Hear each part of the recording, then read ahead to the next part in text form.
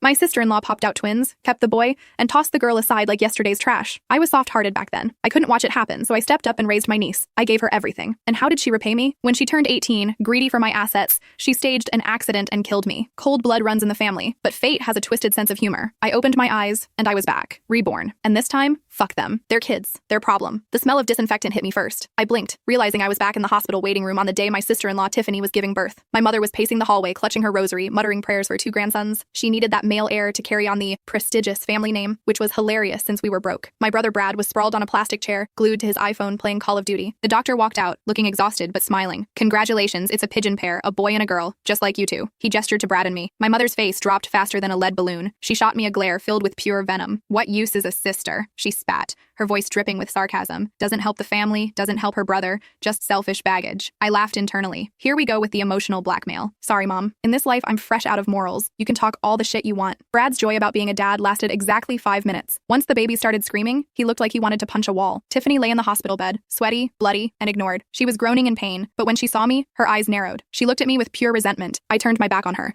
Your own parents don't care, your husband is a deadbeat, and instead of hating them, you hate me? Mom, Tiffany didn't die on the table, so I'm leaving. I have work to do at the office. I grabbed my purse to leave, but Mom grabbed my arm with a grip like a vice. Your brother just had a son. The family name is safe. As his sister, don't you think you should show some appreciation? Open your wallet. I burst out laughing. I literally laughed in her face. I started counting off on my fingers. Since Tiffany got knocked up, who paid for her cravings? Who paid for the prenatal vitamins? Hell, who paid clearly for this hospital room? Me! What else do you want? Want me to jump in bed and play husband too? Mom was stunned. I had never talked back before. I used to be their doormat. Brad, seeing his cash cow trying to escape, jumped up. His face was red. Watch your mouth. Is that how you talk to Mom? What is this attitude, Chloe? Oh, sorry, Mom. My bad, I said, my voice dripping with fake sweetness. I've always been the obedient little bitch, haven't I? Unlike Brad here, who just screams and curses all day. I cleared my throat, clapped my hands together, and looked them dead in the eye. From now on, I'm going to be just like my big brother Brad. I'm only going to care about myself, and I won't spend a single dime on anyone else. Brad looked like he was about to blow a gasket. He rolled up his sleeves and swung at me. I dodged backward. He punched the air. A nurse ran over, screaming at us to keep it down. Brad backed off, huffing like a bull. I checked my watch. Time to go make some real money. In this world, cash is the only thing that doesn't betray you. Mom blocked my path again. She wasn't giving up. I didn't have time for her sermon. I pulled out a pre-prepared red envelope, standard tradition,